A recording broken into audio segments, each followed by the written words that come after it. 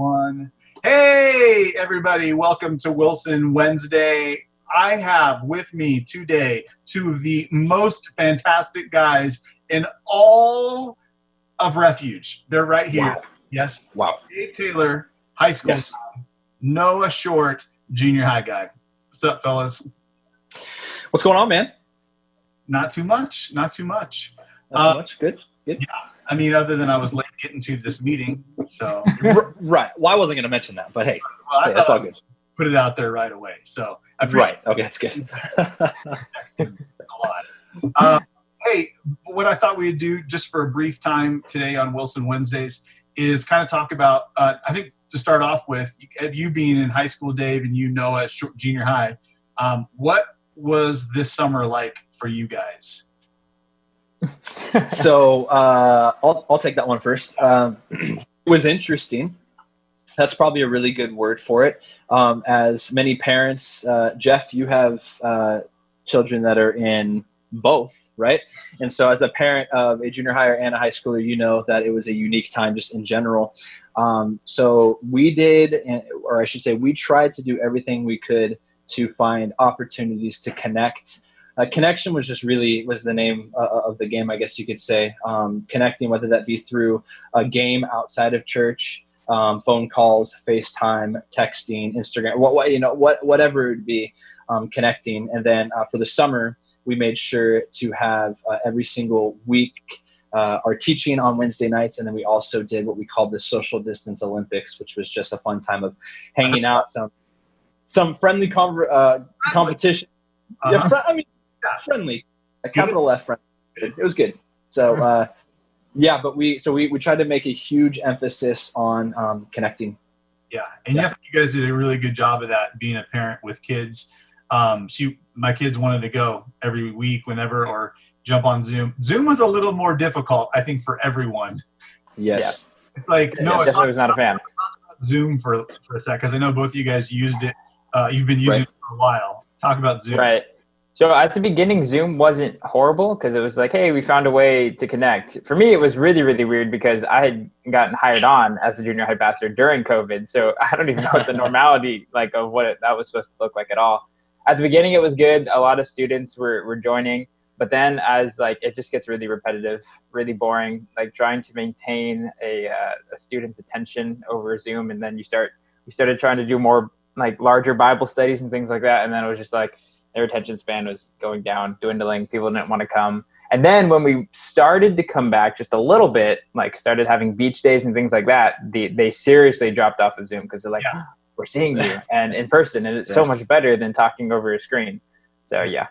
I appreciate you guys both doing that. I think that was one of the hardest things is when you get into youth ministry, you're like, I want to hang out with youth. I want to spend time investing in youth.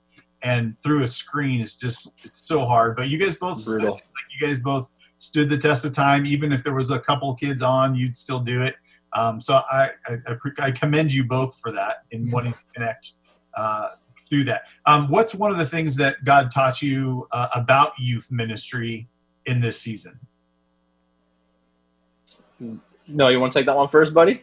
Yeah, I'll take that one first. So about youth ministry specifically, I think there's a lot of self-reflection, first of all, on what it means to lead, but also trusting the Lord in that season. Because for me, there was a lot of unknowns going into a job. I'd never been in that position of leadership before. And so the capability of feeling like, can I actually do this? And really surrendering that to the Lord was something that was shown to me, especially. It wasn't like everyone's looking up to you now and like, yeah, you're a leader and you have all of this on you. But in reality, it wasn't all on me. There was a lot that God kind of led me, taught me, took for me even when I was in that process of learning, still in that process of learning. So I think really learning that one of the biggest requirements when it comes to teaching or leading a youth group is really trusting the Lord. Really putting your faith in him, especially in a season when there's a lot of unknowns and we don't have a solidified path. There's 18 different paths we could go here in this season. And so trust and faith are just a huge theme in the end. That's good. That's good. Dave, what about you? I think the Lord had to do a lot in my heart, in my mind, almost reprogramming what I thought it meant to be a pastor, a youth pastor. When we're able to meet every week and you've got kids and students and they're coming and you can talk, connection for some people is fairly easy in that context. And at that point, they're sitting in front of you.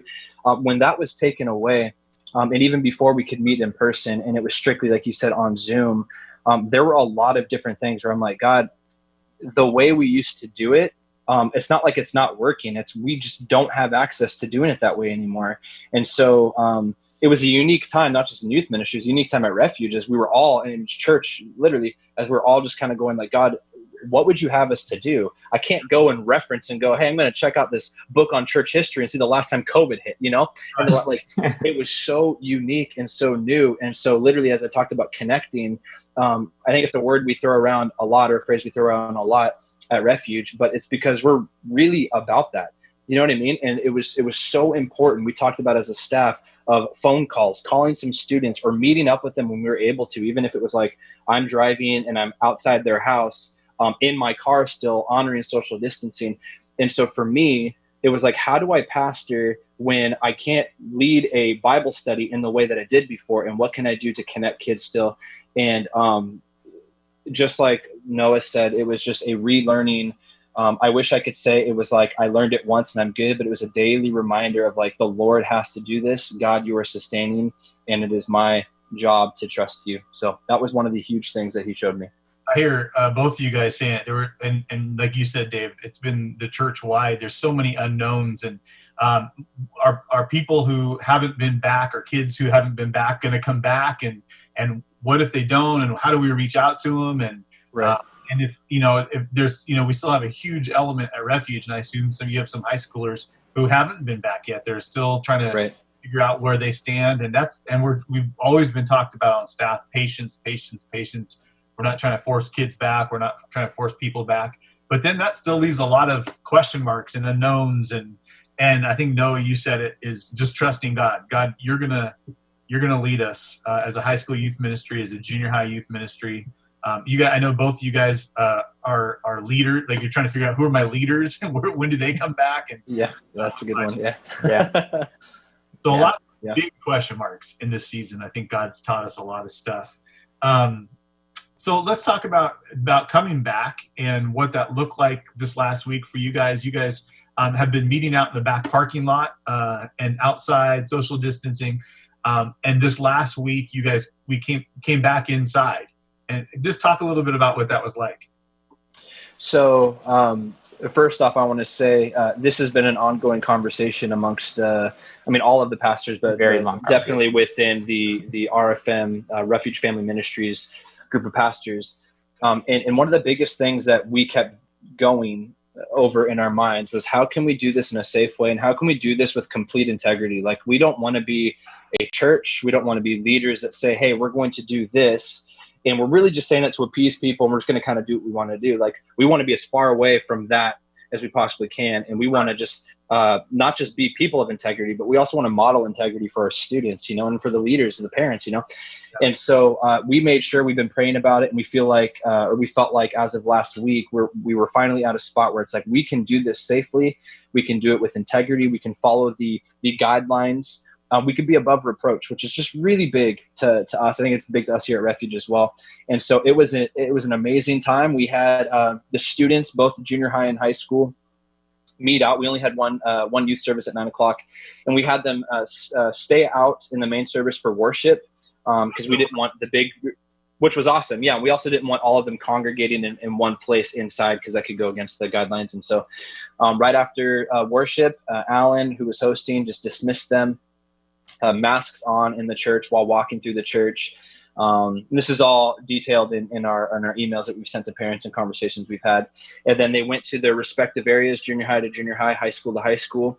And we had chairs and or couches, like the different seating areas, already marked out, socially distanced, tape on the floor, saying, do not move these chairs. The only people that were sitting next to each other were family members. And it was really, really awkward. good. No, well, I mean, it was awkward. I'm gonna start with that. Actually, when I walked into the room, all of my junior hires are sitting down in social distance chairs, and they're all looking at me, just blank stares, just like, "What are we doing? What happens next?" David had an even more unique experience where students just started laughing uncontrollably because they were just like, there was just this fog in the air of just tension, and nobody. It was weird. And so the first actual like 20 minutes of my message wasn't my message. It was like, I need to have some serious conversations. We're just going to talk. We're going to have fun. We're going to like, this was the first time I had my students in person in the junior high room ever. Like, that's crazy. That was the first time I've ever taught in the junior high room as the junior high pastor. So it was like, for me, it was weird too. I'm just trying to figure out like, okay, this is happening. This is weird. Here we go. And all the kids are just like, what's going to happen? We can't talk. We can't move. What's going on? But afterward, once that tension was cut, it was a really sweet time where the students were able to laugh, talk, and feel like, okay, we're actually coming back. And that's a great thing. Yeah. And that's what I was sitting on. Let me totally hit on what Noah just said. Two students in general, or in particular, and I love these people. I love all these students, but these two in particular, they came and they were uncomfortable, and it's like, this is what it was tripping me out. I get in that room, and I'm like, the last time I had my students in that high school room was over 8 months ago. That blows my mind. That is nuts, you know. And so they're sitting down in the room, and I get up there. I'm like, guys, this is so good to be back. I'm all excited. And I look, and it's like they didn't know what to do at first, because it's like, this is a situation that we haven't been in a while. And so I kind of called it out and was like, this is a little bit awkward, huh? And it released a little bit of tension. They all laughed, and kind of like Noah did, we talked for a little bit, and then we got into the message. But it was an awesome time. When I walked in there and saw them, they're all, like you said, there's tape on the floor. It's all social distance. And I felt like, wow, this is kind of weird. It feels weird to have like the friends kind of like spread out from each other. But I think that's one of those things where, man, you guys will probably grow into that. The youth are going to love that more and more. Definitely be memorable for so long being out in the room. Yes. And Noah starting for the first time in his room. It was trippy. It was fun though. I had a great time. It was exciting.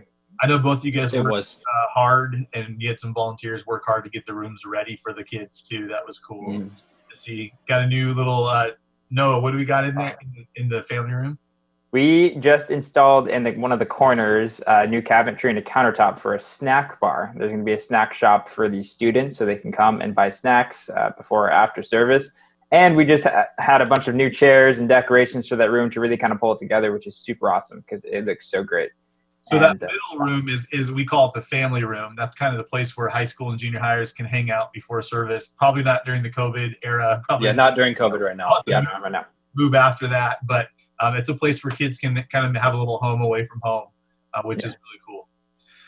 Well, you guys have done a great job in this season holding it together with the high school and junior hires. I feel like there has been some growth, which has been kind of cool to see. Spiritual and I think a little bit numbers wise too. You guys have offered a home for a confusing time for high schoolers and junior hires, and it's cool because my kids love going. So I appreciate that. I want them to want to go to church, and I feel like all three at Jackson, 5th and 6th, they all want to go. They all want to be there. In fact, the other night, one of them had practice, and she's like, "I want to go to church. I don't want to go to practice," which I'm like, yes. That's awesome. For the church, not because you didn't want to go to the practice. Right. Yeah. Maybe a little both. Right. A little both. Right. Anyways, let me pray for you guys, and we'll close our time off. Lord, thanks for these two guys, and thanks for all the Refuge family ministries, from Jonathan to the team that works in Nikki, works in Next Step, and Noah and Dave and Chase, and the way that we have a common vision to see all of our students and children grow up in knowing you and being discipled in you. And thanks for the people that you've brought to that team, those volunteers that stand behind each one of those people. Lord, would you continue to give us wisdom and direction and focus this season and the season to come on how best to disciple and raise up young people to love you. So Lord, we thank you so much for that opportunity that you give us to be in that role and that position. Thank you for your presence in this season. We pray this in Jesus' name. Amen. Amen. Thanks, you guys. Amen. No, thank you, bro. I'll probably see you soon, sometime soon. Maybe. Yeah. We'll see. Thanks for joining us on Wilson Wednesdays. Bye, guys. Farewell.